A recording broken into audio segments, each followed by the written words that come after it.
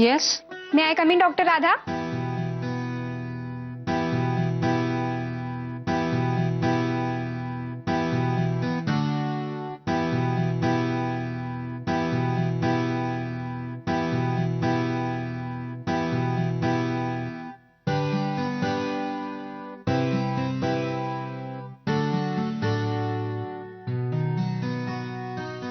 Yes please come in.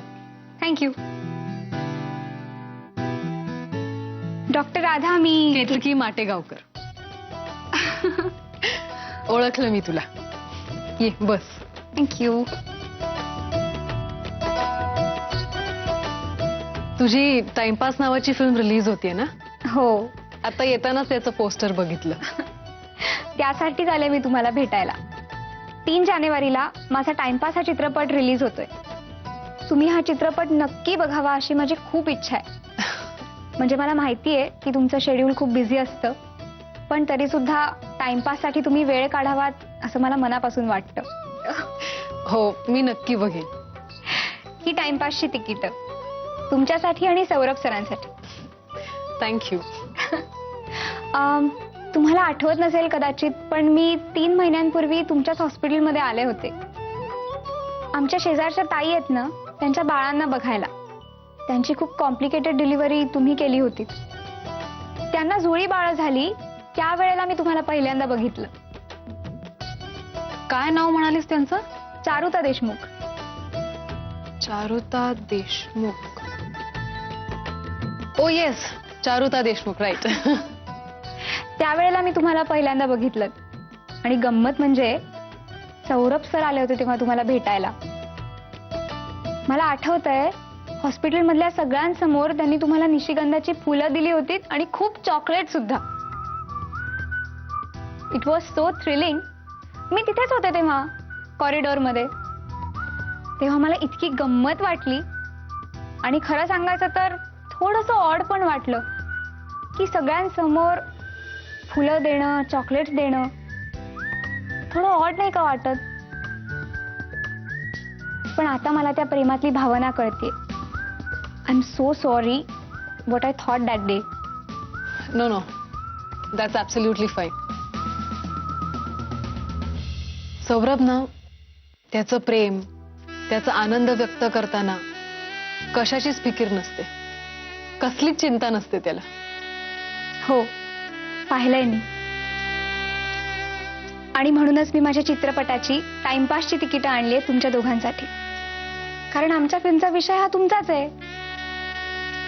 आमचा म्हणजे? तुमचा म्हणजे पहिल्या प्रेमाचा. तुम्ही सौरभ सरांवर प्रेम करायला लागलात तेव्हाच तुमचं ते फिलिंग. अर्थात आमच्या वयासाठी या गोष्टी कळायला कठीण असल्या तरी प्रेमाची भाषा कळतेच ना. तेव्हा तुम्ही प्लीज ही फिल्म बघायला या. नक्की बघेन. प्रेम ही भावना खूप सुंदर आहे आणि ती वय वाढेल तशी अधिक सुंदर होते, परिपक्व होते. टाइमपास मी नक्की बघेन, कारण मला माझी आणि सौरभची पहिली भेट फील करायची. All the best. Thank you so much. नाही रंजू, सौरभ गेलाय तो कामासाठी गेलाय याचा आनंद आहेच, पण मला राग आहे ना तो मधूचा आणि सीमाचा. एवढं मोठं 10 कोटीचं प्रकरण त्याने आपल्यापासून लपवून ठेवायचं हे फार फार लागलंय माझ्या मनाला. अहो तुमच्याच काय, माझ्या पण लागलाय. आईच्यान सांगतो, माझ्या पण मनाला लय लागला. अरे ते 10 कोटी कसे फेडायचे याचा विचार करून डोका फुटला माझा. दिवस रात्र चेन नव्हती मला. नाही सहन होत आता मला. वाटतं संपली ही सारी मैत्री. मी मधुला याचा जाब विचारणारच आहे आणि माझा तो हक्कच आहे. त्या बरोबर आहे, पण त्यांच्या तब्येतीचा विचार करा. मी माझ्या पद्धतीने त्याला विचारेनच.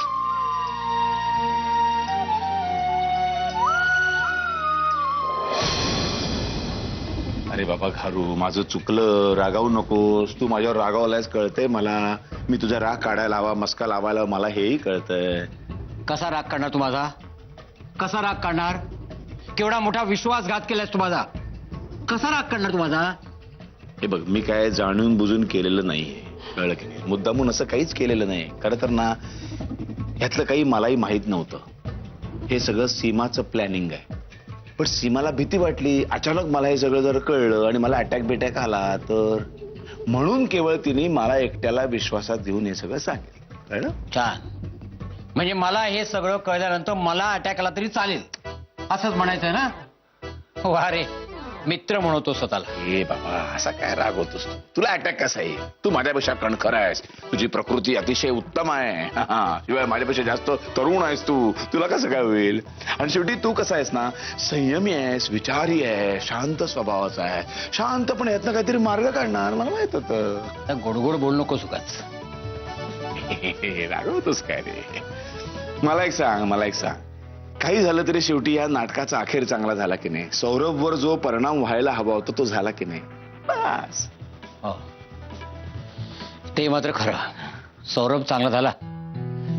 मला तर वाटतं आता सौरभ त्याच्या करिअर मध्येही नक्की चांगला सेटल होणार. त्यात आता राधा आली आहे म्हणजे या घरात शांती आणि समाधानी नांदेल. पण एकाच गोष्टीचं वाईट वाटतंय रे. कोणत्या?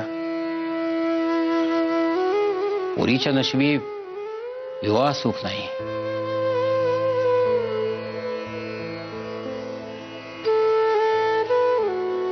हा, खरं आहे.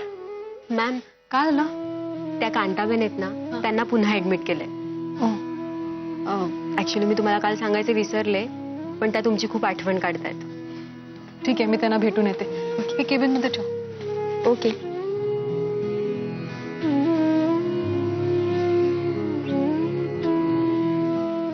काय हे कांताबेन, मी तुम्हाला सांगितलं होतं ना की इकडनं डिस्चार्ज मिळाल्यानंतर 1 महिना दौरा करायचा नाही.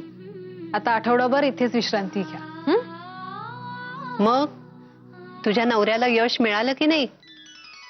मागच्या वेळेस तुम्ही मला सांगितलं होतं की संध्याकाळपर्यंत गोड खाऊ नकोस. मी नाही खाल्लं, त्याबद्दलच विचारताय ना? तुम्ही सांगितल्याप्रमाणे त्या दिवशी खरंच संध्याकाळपर्यंत काही गोड खाल्लं नव्हतं. मने खबर छे, मी सांगितला तसा संध्याकाळपर्यंत तू गोड खाल्ला नसणार, हो ना? आणि अर्थातच तुझ्या नवऱ्याला यश मिळाला.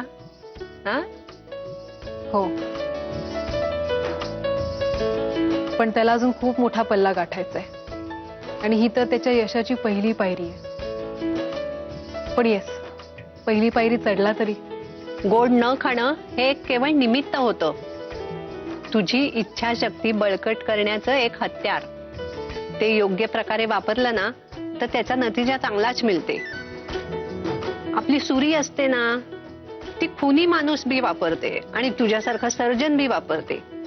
पण एक जण माणसाचा जीव घेते आणि दुसरा माणसाला जीवदान देते. श्रद्धा ठेवून करायच्या उपायांचा बी असाच आहे बघ. त्याचा नीट वापर केला ना तर यश मिळते आणि चुकीचा वापर केला ना तर अंधश्रद्धेकडे घेऊन जाते. बरोबर आहे. येते मी. राधा, काय? तुझ्या नवऱ्याला मोठा पल्ला गाठाचा आहे ना? हो. मी सांगितला तसा आणखीन एक उपाय सांगते. कोणता? दर मंगळवारी जास्वंदीचा टप्पोरा लाल फूल आणि हिरव्यागार दुर्वांची एक जुडी गणपतीला व्हायची आणि गणपतीच्या मूर्तीसमोर 1 तास ध्यान लावून बसायचा. असं हे व्रत 11 मंगळवार करायचा. ठीक आहे, समजला? करशील ना बेटा? ठीक आहे, करीन.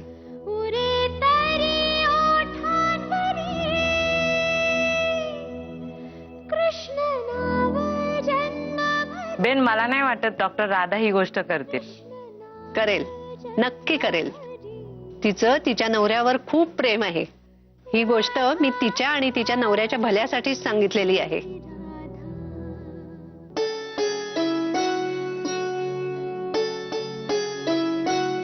यार, किती वेळ थांबायचं यार? इतका वेळ ताटकळत ठेवले, पुतळा झालाय आता. भूक पण लागलीये. Hello, excuse me. सर कधी येतील? आय मीन, मी खूप वेळ थांबलोय आता. कधी येतील सर? साहेब आत्ता झालेत. हो तरी बोलवतील तुम्हाला 5 मिनिटात. थँक्यू. बर by the way,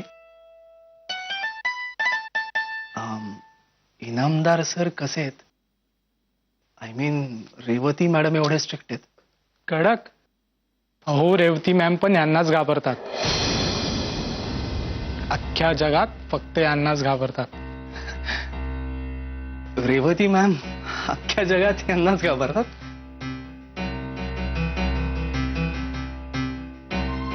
Revati Inamdar अख्ख्या जगात यांनाच घाबरतात? हो.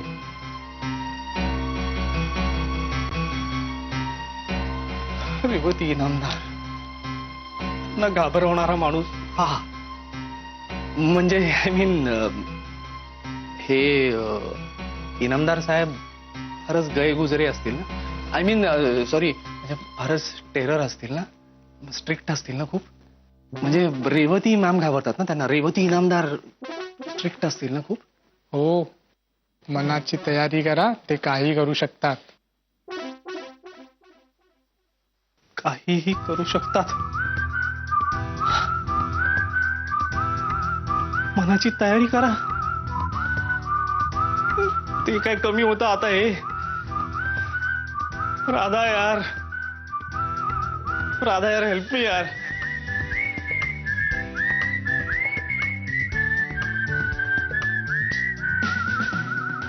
मॅम तिचं बीपी शूटअप झालंय.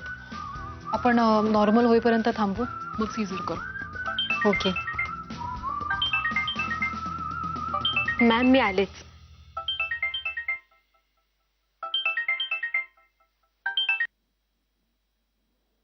काय सौरभ, सारखा सारखा का फोन करतोयस? मॅड?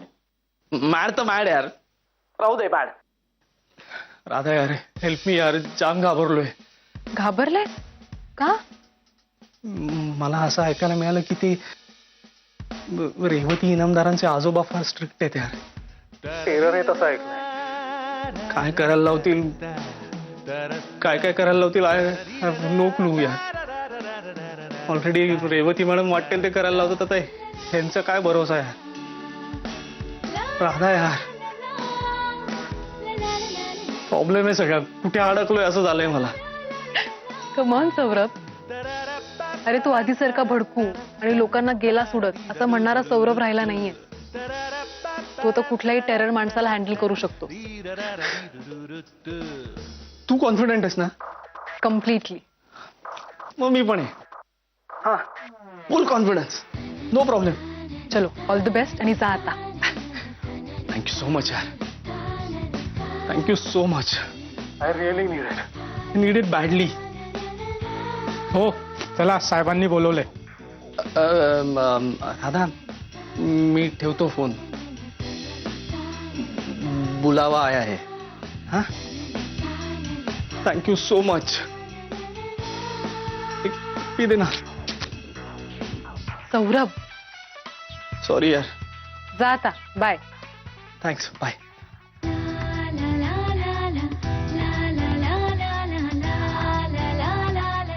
मॅड.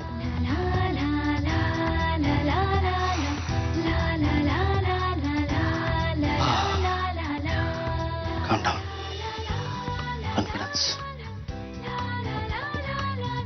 राधा यार, please यार. हे बघ मित्र, राधा राऊंड होऊन आली ना की आम्ही लगेच निघतोच आहोत. त्यामुळे ते रिपोर्ट्स आले तर तू डॉक्टर ज्योतींना दाखव. मग काही असेल तर ते मला फोन करते. हा हा, ओके, या. काय ग, एव्हरीथिंग ओके? त्या काय कांताबेन कशा आहेत? स्टेबल आहे. त्यांना सांगितलं होतं महिनाभर दौरा करू नका, पण त्यांनी नाही ऐकलं. न ऐकणं हा काही काही लोकांचा गुणधर्मच असतो ना, त्याला काय करायचं. विशेषतः काय माहितीये, त्यांच्या हिताच्या गोष्टी आपण जरी सांगितल्या ना तरी ती माणसं ऐकतच नाही. त्यामुळे मी आता कुणाला काही सांगायचंच नाही असं ठरवलेलं आहे. मॅम, एक विचारायचं होतं. काय? मी आता कांताबाईंना भेटायला गेले होते तर हा, छान. आता काय, आता परत काय सांगितलंय त्यांनी यावेळेला? 11 मंगळवार करायला सांगितले, पण उपास नाही. फक्त रोज 1 तास ध्यान धारणा करायची, जास्वंदाचं फूल व्हायचं, दुर्वा व्हायच्या, बस एवढंच. मॅम करू ना? राधा, तू तुझे निर्णय मला विचारून कधीपासून घ्यायला लागलीस ग? मॅम नाही म्हणजे छोटे छोटे काही निर्णय घेण्यापूर्वी विचारतेस मला, नाही असं नाही, पण सगळे मोठे आणि महत्वाचे निर्णय तूच घेतेस ना? Ma'am please. नाही, ठीक आहे, ठीक आहे. तुला जे योग्य वाटेल ते तू कर. बरं, तुझं आता इथलं आटपलं असेल तर आपण बरोबरच निघायचंय का? हो, 5 मिनिटात येते मी. ठीक आहे, तुझं आवरून ये तू, मी खाली थांबले.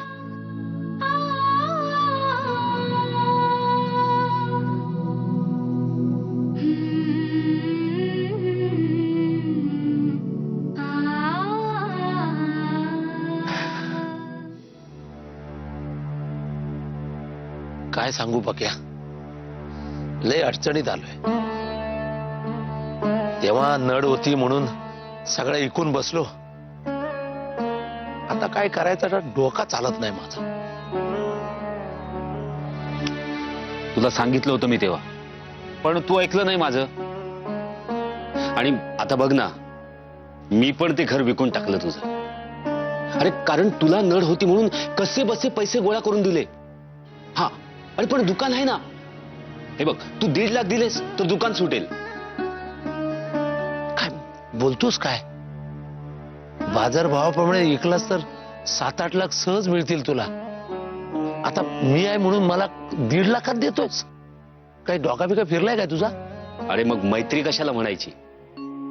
हा, मी काय स्वतःचा फायदा करून घ्यायचा? नाही, तुझं नुकसान करून मी नाही घेऊ शकत ते दुकान.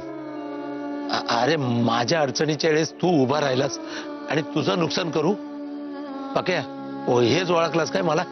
अरे बाबा, तू आग्रह करून ते खरेदी विक्रीचे पेपर केलेस, पण माझ्या दृष्टीने दुकान अजून तुझंच आहे.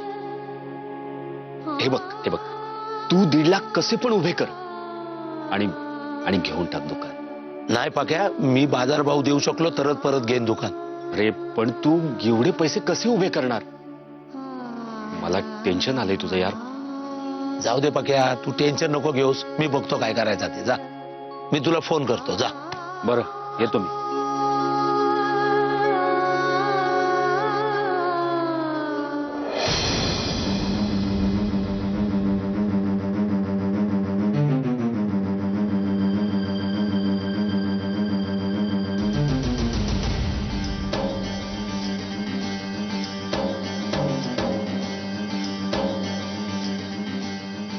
जिजू, कोण होता तो? तो माझा मित्र होता ना, पक्या. पक्या म्हणजे ज्याला तुम्ही तुमचं दुकान विकलं तो? काय म्हणत होता तो? अगं, आमच्या लोअर परळच्या वार्ता चालल्या होत्या. तिकडच्या चालीतल्या सगळ्या गमती जमती आली. मी गेलो नाही ना त्यांच्याकडे. रंजीला मी तुला जेवण गरम करायला सांगतो. ए रंजे, राधा आली आहे.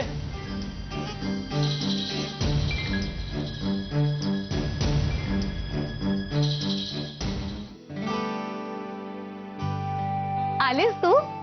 यशचा आरडाओरडा ऐकला. राधा आलीये. तू फ्रेश हो, मी जेवण गरम करते. रंजुताई, बसा ना जरा. अगं बसा ना, मला बोलायचं. बर. आमच्या हॉस्पिटलमध्ये ना एक कांताबेन म्हणून साध्वी ऍडमिट आहेत. म्हणजे आधी पण ऍडमिट होत्या त्या. त्यांचं काय? त्यांनी मला गणपतीची पूजा करायला सांगितली आणि सौरभसाठी व्रत करायला सांगितलं. आणि त्याच दिवशी सौरभला रेवतीकडचा जॉब मिळाला. काय सांगतेस काय? हो, म्हणजे योगायोग असेल, पण अर्धा तास ध्यान केल्यानंतर ना रंजुताई खरंच खूप बरं वाटलं. मला पण ना एका बाईंनी 11 मंगळवार करायला सांगितलेत. अय्या, मला सुद्धा कांताबाईंनी तेच सांगितलं. हो, फक्त उपास नाही करायचा, ध्यान धारणा करायची, जास्वंदाचं फूल व्हायचं आणि दुर्वा व्हायच्या, एवढंच. आणि मला ना नैवेद्यही करायला सांगितलाय. शक्यतो मोदकांचा, म्हणजे ओल्या नारळाचा मोदक असतो ना, मग तो उकडलेला चालेल किंवा तळलेला चालेल. मला खूप आवडतात. तोंडाला पाणी सुटलं. मला तर वाटतं आपल्याला हे आपल्या आवडीचं गोडाधोडाचं खायला मिळावं ना, म्हणून ही नैवेद्याची पद्धत आली असावी. पण खरं सांगू का राधा, आपण आपल्या चिंतांपासून दूर जावं, मन शांत एकाग्र व्हावं, ईश्वर चरणी लीन व्हावं, म्हणून ही व्रतवैकल्याची पद्धत असावी. त्यातला मूळ हेतू लक्षात घेतला ना आणि त्या पद्धतीने जर ती केली ना, तरच त्यातला आनंद मिळतो. आणि माझी तर देवावर पूर्ण श्रद्धा आहे, म्हणून मी उपास करणार आहे. आणि त्या निमित्ताने माझं वजन तरी कमी होईल. मंजूताई, प्लीज असं करू नका. तुम्हाला जर वजन कमी करायचं असेल ना, तर मी व्यवस्थित डाएट चार्ट देईन, तो फॉलो करा तुम्ही. कारण काय ना, उपासाच्या दिवशी आपण सगळं चुकीचं आणि चुकीच्या पद्धतीने खातो. तुम्ही जर ना पपई, सफरचंद किंवा काकडी, उकडलेले बटाटे, रताळी किंवा दूध हे सगळं जर खात पित असाल ना, तर ठीक आहे. पण तुम्ही तळलेले साबुदाण्याचे वडे असं सगळं जर खाल्लं तर मग तुम्हाला त्रास होईल. हा, हो ग, खरंच हे पटतंय मला. मग आपण असं करू, ध्यानधारणा आपण एकत्र बसून करू. तुम्ही अथर्व शीर्षही म्हणा आणि मला त्याचा अर्थही सांगा वाचून. चालेल. आणि आपण छान जास्वंदीचा हार आणि दुर्वा वाहू. कल्पनेनीच प्रसन्न वाटतंय मला. आणि मन एकाग्र करून आपल्या नवऱ्यांसाठी प्रार्थना करू. माझी खात्री आहे त्यांना नक्की यश मिळेल. ए बाई, हे असं नवऱ्यांसाठी प्रार्थना वगैरे करणं आजच्या काळात चालत नाही. त्याच्याने तुझी डॉक्टरची डिग्री तर जाणार नाही ना. नाही, कारण आपले नवरेही आपल्यासाठी प्रार्थना करणार आहेत. आणि हा मामला एकतर्फी नाहीये. ही श्रद्धा आहे, अंधश्रद्धा नाही.